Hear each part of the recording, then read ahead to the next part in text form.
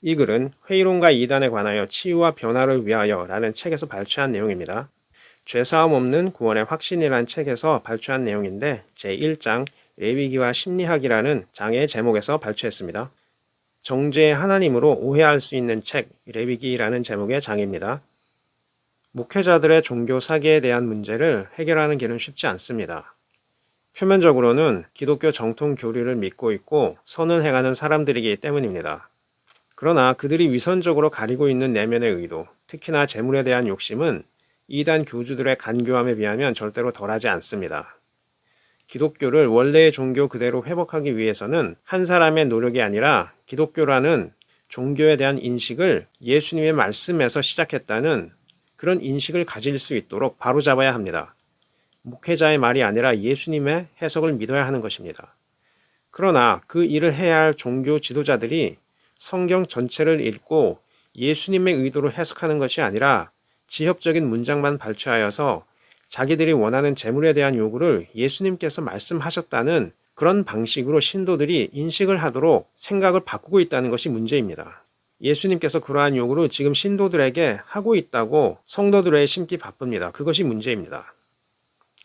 너무 반복해서 지겨울 정도라고 느낄지 모르지만 이 비판의 소리보다 목회자라고 자처하는 그들의 행위가 어떻게 그렇게 지겨울 정도로 반복되고 있는지 그 사실을 인식해야 할 것입니다. 성도들에게 재물 욕심을 끊으라고 설교하는 이들이 어떻게 자신에게만큼은 적용하지 않아도 된다고 여기는지 정말 지겨울 정도로 천편일률적으로 설교하고 재산을 불리는 모습이 반복되고 있습니다. 그 점을 주목해야 할 것입니다. 이 문제가 사라지지 않으면 기독교가 한국에서 사라질 위기에 반드시 봉착할 것이기 때문에 반드시 고쳐야 한다는 일념으로 책을 씁니다. 한국을 대표한다는 그리고 자신이 하나님의 영을 받은 새로운 메시아, 기름 부음 받은 자라고 주장하는 많은 목회자들이 실제로는 이단 교주의 마음으로 성도들의 생각을 율법의 그늘 아래로 이끌고 있다는 점이 문제입니다. 예수님께서는 율법의 짐을 벗겨주셨고 자신이 그 율법의 마침으로 속죄의 피를 흘려 구원을 완성하셨다 하셨지만 교리이기 때문에 말로만 전할 뿐이지 자기가 원하는 방식대로 율법의 명령을 인용해서 재물만 취하고 있습니다. 정말 구원을 원한다면 오직 예수님에 대한 믿음과 그 믿음에서 우러나온 진정한 사랑의 행위가 유일한 구원의 길이 될 것입니다.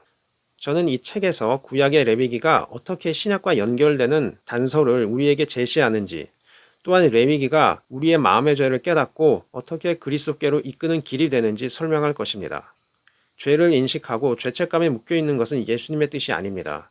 레위기는 용서를 먼저 선포하시는 하나님의 약속으로 시작됩니다. 정죄가 목적이 아니라 용서가 목적이라는 뜻입니다. 그 용서를 받기 위해서 우리가 인식해야 하는 많은 죄의 욕구가 있습니다. 심리학에서도 동일한 욕구를 다룹니다. 기독교 목회자들이 죄인의 꼬리표를 붙이기 위해 정죄하고 비아냥거리기 위해 레위기를 볼 것이 아니라 용서와 치유의 길을 위해 레위기를 볼 때 예수님께서 왜 사마리아 여인을 비롯한 죄인으로 외면받는 여성들에게 따뜻한 사랑을 보이셨고 정죄하는 남성들을 향하여서는 혹독한 저주를 쏟아부으셨는지 깨닫습니다. 그 마음처럼 예수님의 성품을 받은 자들이 되어야 천국에 들어갈 것입니다. 지금부터는 기독교적인 치유와 세상적인 심리 치유에 대해서 우리가 어떻게 생각하여야 하고 과거나 현재 동일하게 우리의 삶에 영향을 미치는 인간 내면의 악에 관한 문제를 어떻게 돌아보아야 할 것인지에 대해서 살펴보려고 합니다. 제가 기독교를 단지 교리적인 신념으로 믿는 것을 넘어서 정말로 예수님을 나의 개인적인 주님으로 믿어야 하고 또한 삶에서 가장 중요한 신앙의 영역으로 진지하게 받아들였던 시기는 중학교 2학년 즈음이었습니다. 물론 그 이전 초등학생 때 이미 하나님을 인식했고 저의 신앙을 결정했습니다. 다른 사람 때문에 믿은 것은 아니었습니다. 다만 개인적으로 믿는 것과 상호 영적인 교감을 통해서 서로를 인식하는 시기는 다르기 때문에 하나님께서 나를 알고 계신다는 인식을 하게 된 계기를 살펴보려고 합니다. 당신은 뇌성마비를 앓고 있으면서 찬송시를 작사하는 여성 시인이 교회를 방문한다고 교회 선생님께서 말씀하셔서 그 집회에 참석했는데 그녀는 어렵게 한마디 한마디를 했습니다. 처음에는 무슨 뜻인지 몰랐었습니다. 두 번째 다시 한번 동일한 문장을 반복하고 나서 잠시 후 그 음성이 하나님께 영광을 이라는 뜻이라고 마음에 이해되면서 눈물이 났었습니다. 감동적인 말도 아니고 일상적으로 누구나 할 수 있는 말이어서 감정을 느낄 이유가 없는 말이었지만 이해할 수 없는 눈물이 났고 여기저기서 흐느끼는 소리가 들렸었습니다. 아마 저는 그때까지만 해도 시를 쓸 정도의 능력을 가지고 있으면 장애를 가지고 있는 사람은 아니라고 여겼는데 저렇게 장애를 가지고 있으면서도 하나님을 위해 사역하시는 분이 있구나 하는 정도의 생각을 하고 있었던 것 같습니다. 그 이후 중등부 전도사님이 간증 이후 설교하시면서 성령님께서 우리의 마음을 주장하시기 때문에 우리가 눈물을 흘리는 것이라고 설명을 해 주셨습니다. 당시까지만 해도 저는 죽은 다음에 하나님을 만난다고 생각했지 하나님의 임재를 살아있는 상태에서 성경대로 경험하리라고는 생각하고 있지 않았고 특히나 저같이 어린 중학생도 그러한 영적인 경험을 할 수 있으리라고는 생각하지 못했었습니다. 학교에서 선생님이 공부 잘하고 친하게 지내는 몇 명만 알고 시간이 지나면 나머지 학생은 비록 같은 반 학생이었더라도 기억하지 못하는 것처럼 하나님 역시 전 인류를 모두 기억하고 계실 것이라는 그런 생각은 하지 않았었습니다.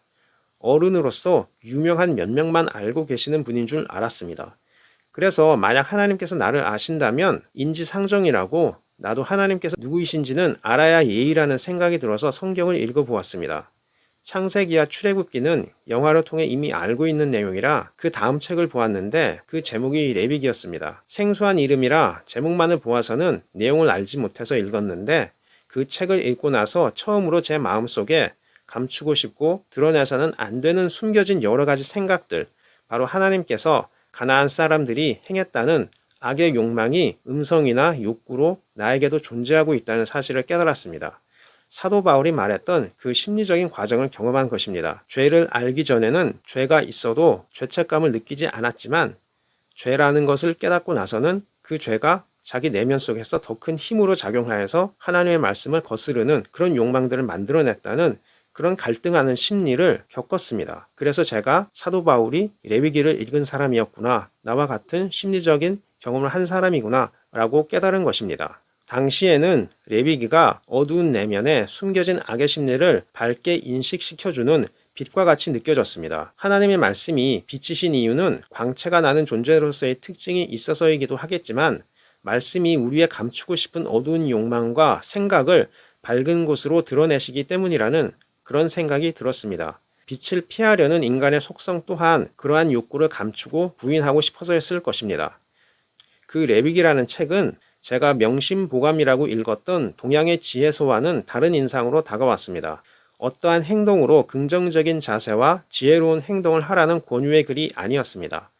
악의 심리에 대해 더욱 직접적이며 동기적인 측면의 금기가 간결하면서도 사실적인 행동으로 기록되어 있었습니다. 예수님께서 하신 말씀과도 동일했습니다. 예수님께서 인간을 더럽게 하는 것이 마음에서 나온다고 하셨을 때 악한 생각과 살인과 도둑질과 거짓 증언, 비방과 간음과 음란이라고 하신 말씀을 보면 사실 그것이 율법이 생긴 이유라는 것을 알게 됩니다. 예수님은 동기를 중심으로 말씀하셨고 모세는 행동의 양상을 더욱 구체적으로 기술한 것입니다.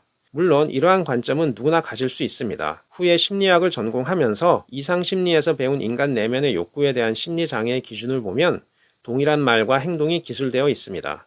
이상심리에서는 망상에 대한 분류와 치유에 대한 다양한 해석을 행동주의, 정신분석, 대상관계, 인지주의, 생물학적인 관점에서 통계적인 결과를 통해 분석했다는 점에서 더 많은 데이터가 있을 뿐입니다. 그러나 하나님께서 공의의 관점에서 그 욕구를 어떻게 보시는지, 그리고 어떠한 양상으로 행동이 발현되는지 동기적인 측면에서 바라본 인간 내면의 문제는 성경이 더 깊고 다양했다고 생각합니다. 성경이 다른 점은 망상과 욕구에 대한 이유가 기술되어 있지 않고 단순하게 행동을 억제하라는 금기로 되어 있다는 점입니다.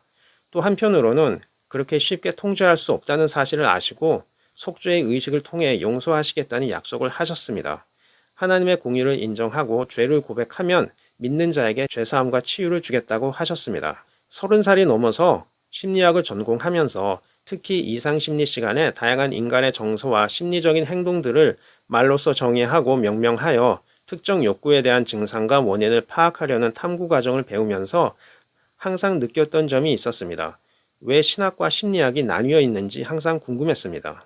저에게 신학은 심리학을 포함하고 있으며 심리학은 신학으로 가는 길이었습니다. 그것이 모세의 율법이고 예레미야서의 가르침이고 예수님도 바울도 동일한 말을 했는데 왜 현대 사회에서 이것이 나뉘어 있는가 하는 의문점이었습니다. 신학을 하는 이들은 심리적 문제의 중요성을 약화하거나 돌아보려 하지 않고 신앙 교리의 완벽성과 자신이 유일한 전도자가 된 듯 교만에 빠져 있고, 심리학을 하는 사람들은 인간 본성의 선함으로 자기 통제의 사람이 되는 것이 목표입니다. 신의 도움 없이 인간적인 치유로 악을 이길 수 있다는 논리로 신앙을 인정하지 않습니다. 악이나 죄라는 표현도 잘 사용하지 않습니다. 비록 신앙인으로서 신앙 치유를 한다는 사람도 있지만 그러한 것을 원했던 것이 아니었습니다. 저는 심리학을 공부하면서 혹시라도 신앙을 공개적으로 인정하고 예수님을 치유자로 인식하는 것을 가장 큰 목적으로 하는 심리학자가 있는지 찾으려 했지만 없었습니다.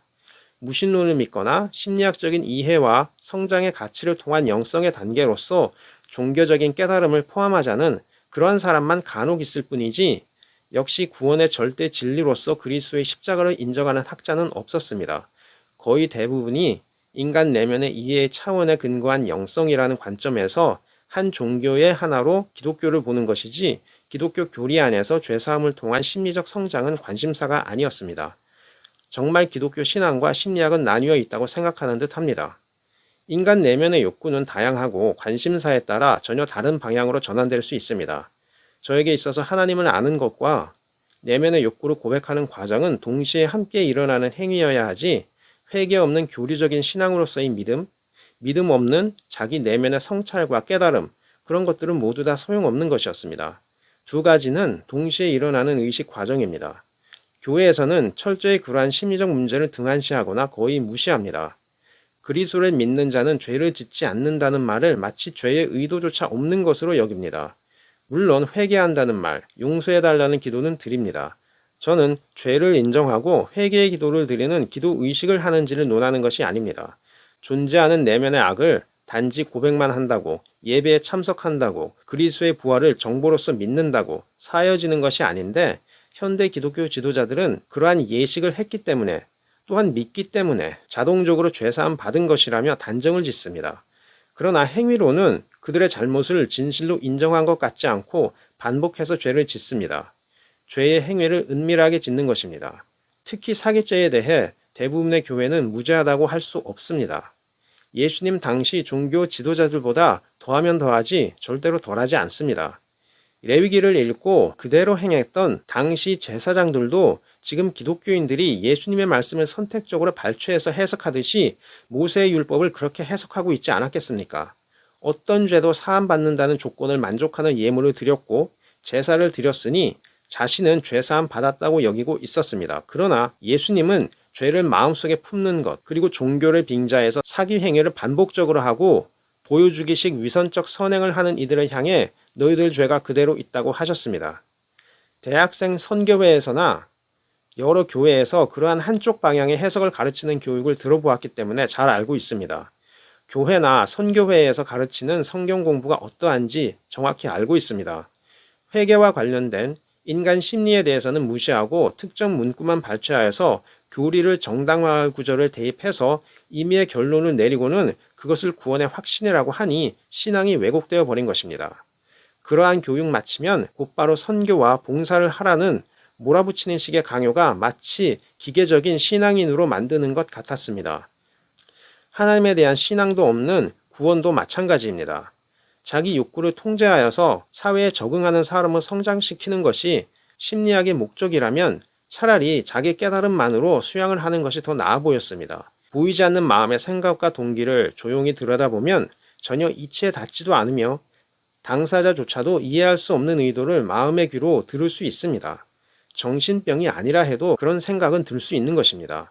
그러한 본질적인 영적인 문제를 고려하지 않고 생물학적인 원인이나 사회성 부정만으로는 정상을 벗어난 사고를 하거나 그러한 신념에서 비롯된 이상 행동을 보이는 사람들을 모두 설명할 수 없습니다. 왜냐하면 보통 정신과 질환으로 발현될 수 있는 그런 상황에 있었던 사람이라도 절대로 정신병으로 모두 발현되거나 나타나지 않습니다. 사회적인 지지, 그리고 본인 스스로의 의지, 본인 스스로가 어떤 삶을 살아야 한다는 그런 철학이 확고하면 어떤 정신과 질환을 야기하는 그러한 고통 속에서도 견딜 수 있습니다. 기독교인이라면 더욱 이러한 문제에 오히려 가장 먼저 관심을 가져야 하는데 이 마음의 문제에 있어서 믿지 않는 자들보다 뒤처진다는 것이 문제입니다. 오히려 교회 목회자들이 프로이드나 융, 아들러, 약물 치료를 따라가고 있습니다. 그러한 관점에 상담 방법을 비판하는 것은 절대로 아닙니다. 오히려 설교 듣고 금식 기도하다가 정신과 증상이 발현되는 것보다 차라리 정신과 의사를 먼저 만나는 것이 더 나은 선택입니다. 지금 말한 것처럼 교회 목회자들의 설교가 치유의 능력보다는 정신과 질환을 악화할 가능성을 내포하고 있으면서 동시에 심리치료에 있어서는 교회가 심리학을 뒤따르는 모습을 보여서는 안 된다는 것입니다. 병 주고 약 주는 꼴입니다. 어떤 설교는 병이 되고 어떤 설교는 약이 되는 것입니다. 들쭉날쭉하니 신뢰가 서지 않습니다. 심지어 한쪽으로는 신앙적으로 옳지 않은 기준이 있으니 심리학을 악이라고 여기는 사람들이 있습니다. 그러나 한쪽으로는 그래도 인간 내면의 성숙한 태도는 누구나 본받아야 하니 학과를 개설해서 배우는 것입니다. 저는 레위기에 기록된 모든 죄의 욕구를 읽고 스스로 깨닫고 그 문제를 안고 씨름했고 고통을 겪었습니다. 아쉽게도 교회에서는 단 한 번도 율법의 글을 읽고 어떻게 우리가 받아들이고 이해해야 하는지에 대한 지도를 받아본 적이 전혀 없습니다. 교회나 기독교, 선교단체나 방송설교 어디에서도 하나님의 율법에 대한 이해와 어떻게 받아들여야 하는지에 대한 논의나 적어도 전반적으로 이해할 수 있는 틀 안에서 인간 내면의 다양한 욕구를 인정하며 함께 돌아보는 그러한 강의는 듣지 못했습니다. 물론 심리학에 관련된 강의를 하는 것은 분명히 들었습니다. 그러나 제가 늘 말씀드렸지만 제가 말하는 것은 상담 심리를 전공한 목회자가 가족 내의 문제에 대해서 상담과 관련해서 강의를 한 적이 전혀 없다는 그런 뜻은 절대로 아닙니다. 저도 기독교 방송을 보았기 때문에 그런 상담을 하는 것을 듣기는 했습니다. 제가 말하는 것은 심리학 상담에 대해서 말하는 것이 아닙니다. 영적인 문제에 대해서 본인 스스로가 하나님의 음성을 들었다고 하는 사람들이 실제로는 하나님의 음성을 들었다고 할 때에는 항상 헌금을 강요하고 인간관계 문제에 대해서는 심리학적인 어떤 상담 기법만 이용하고 영적인 문제라는 것에 대해서는 본인 스스로가 성경적 입장에서 어떻게 해결해야 하는지 그리고 해결할 수 없을 때에는 어떤 방식으로 관계를 정리해야 하는지에 대해서 영적 지도자로서의 본을 보이지 않는다는 뜻입니다. 모세의 율법은 많은 면에서 쉽게 오해할 수 있는 소지가 많은 책입니다. 특히 전체를 보고 이해하려 하기보다 하나님의 명령 한 구절만 띄어내어 이것이 하나님의 뜻이다 하면서 잘못 사용하기도 합니다. 특히 권위를 세울 때 더욱 그러합니다. 하나님께서 모세를 하나님 자신의 권위와 동일시하셨다는 구절 하나만 발췌하여서 목회자가 아무리 죄를 짓거나 비난받을 행위를 했어도 비판받지 않고 절대권자로서의 권위를 그대로 누리기 위해 그렇게 해석하는 것입니다. 모세의 율법에 기록된 성적 부도덕에 대한 금기, 거짓 증거하지 말고 진실하게 증언한 자를 보호해야 하는 제사장의 역할, 뇌물을 받지 말라는 구절처럼 지도자의 의무와 역할에는 주의를 기울이지 않습니다. 하고 싶지 않은 힘든 일은 안 해도 되고 죄라고 규정한 행위는 지어놓고 잘못했다고 고백만 하면 다 용서받는다고 여깁니다. 그러한 목회자들은 자신의 신학교 졸업 신분이 성직자이며 동시에 자동적으로 모세의 자리와 동등하게 여길 수 있는 사회적 신분을 갖는다고 착각하는 듯 합니다. 모세의 율법에 기록된 제사장의 내적 성품과 동일한 자세를 보이지 않고 절기 때 빈손으로 오지 말라는 구절 하나만 띄어서 헌금을 강요합니다. 심지어 그 엄한 율법에도 빈손으로 오지 말라는 명령은 1년에 단 3번인데 지금은 매주 헌금을 내라는 뜻으로 강요하니 매년 대략 16배에 해당하는 짐을 지우고 있는 것입니다. 형벌에 대한 규율만 선별하여서 곧바로 저주를 받을 것처럼 설교하며 목회자인 자신을 비난하거나 비판하는 성도를 천벌받을 사람인 것처럼 몰아세웁니다. 문맥을 보고 해석하는 것이 아니라 특정 구절만 발췌하여서 자신에게 유리하도록 연결하여 신도들의 인식을 통제합니다. 가장 지능적이고 교묘한 세뇌 방법입니다. 하나님께서 모세에게는 포용적이시면서 이스라엘 백성에게는 적대적으로 대하신 이유는 그들의 신앙이 올바르지 않아 하나님께 믿음과 신뢰를 보이지 않아서인데 그러한 내적 관계를 보지 않고 일방적으로 현대 신도들을 끼워 맞추어서 설교합니다. 목사인 자신은 아무리 가룟 유다와 게하시의 죄를 지어도 죄사함 받았고 성도들은 아무리 성경을 읽고 마음으로 죄를 회개하며 신앙을 지켜도 불순종의 이스라엘이라는 것입니다. 하나님의 엄한 심판의 경고를 상황에 맞지 않게 일괄적으로 적용하는 것입니다. 저 역시 한때 하나님에 대한 두려움을 가장 많이 느꼈던 글이 모세의 글이었습니다. 마음으로 욕심이 없을 수 있겠습니까? 타자를 욕하고 저주하면서 분노를 풀려는 욕구가 없었겠습니까? 성욕은 말할 것도 없고 순식간에 지나가는 모든 마음속의 생각을 레위기의 기준으로 판단하면 어떻게 죄책감이 없겠습니까? 분명 사람들에게는 자신이 원하는 방식대로 생각하고 의도한 대로 이끄는 것과 정반대의 욕구를 만드는 자동적인 사고 과정이 있습니다. 이것이 때로는 강한 감정과 스트레스를 일으키고 또한 각종 혼란된 장면들이 결합하거나 다른 대상으로 대치하는 방식으로 떠오를 수도 있습니다.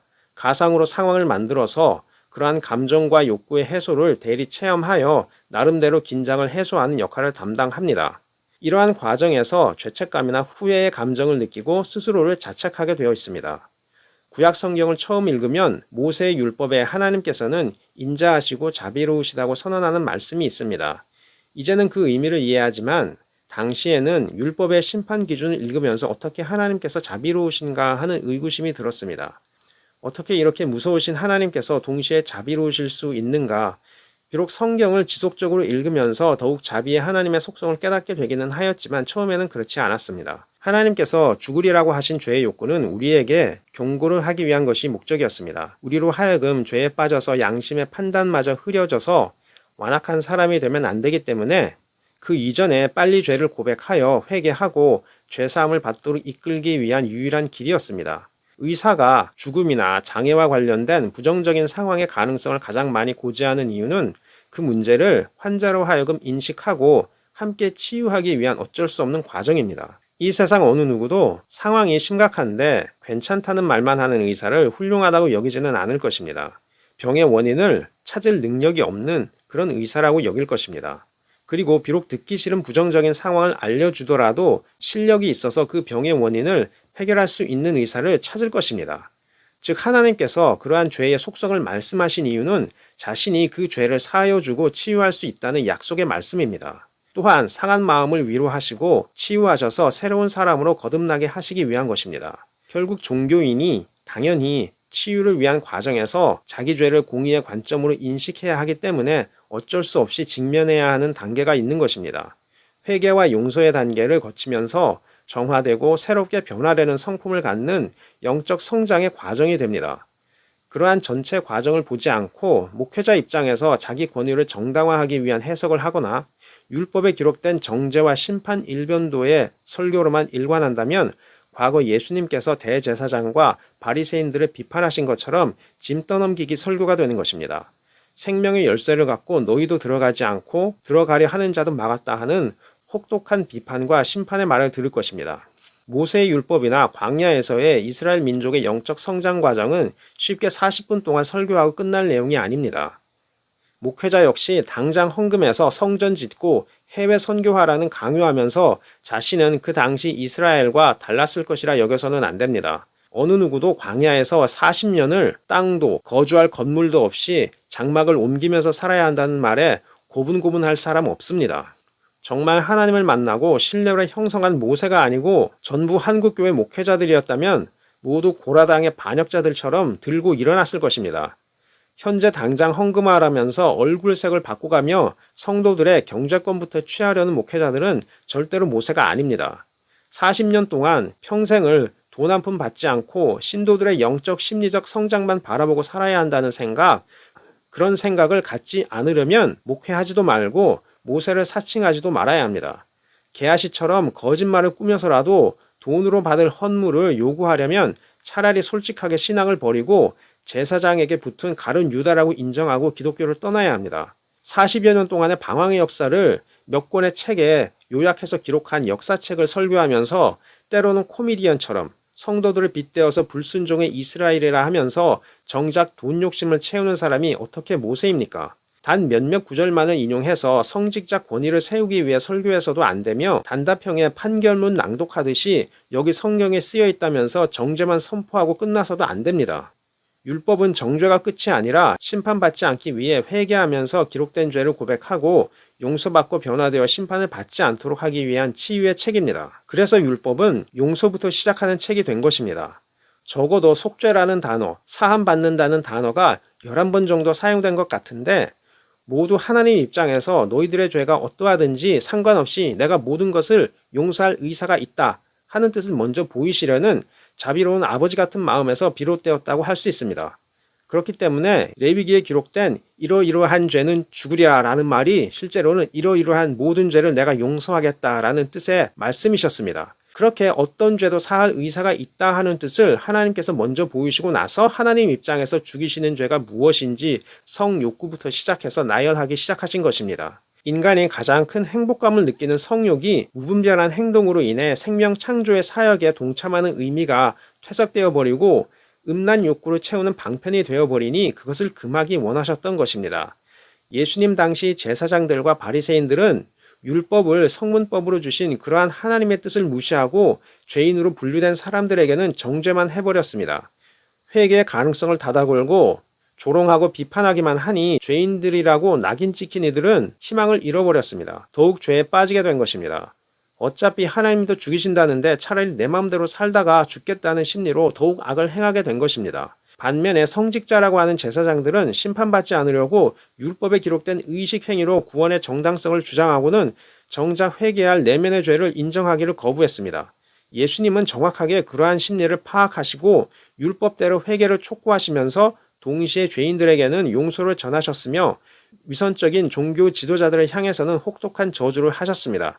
예언뿐 아니라 하나님의 말씀을 사사로이 해석하지 말라고 하는 이유는 바로 그것 때문입니다. 출애굽과 가나안 정복은 단순한 거리나 땅을 차지하는 문제가 아니라 신앙 성장의 문제로 보아야 합니다. 저는 하나님을 만나고 나서 하나님께서 얼마나 신중하시고 진실하시며 개인적인 내면의 욕구와 개인적인 바람, 내적 동기를 깊이 보시는 분인지 알게 되었습니다.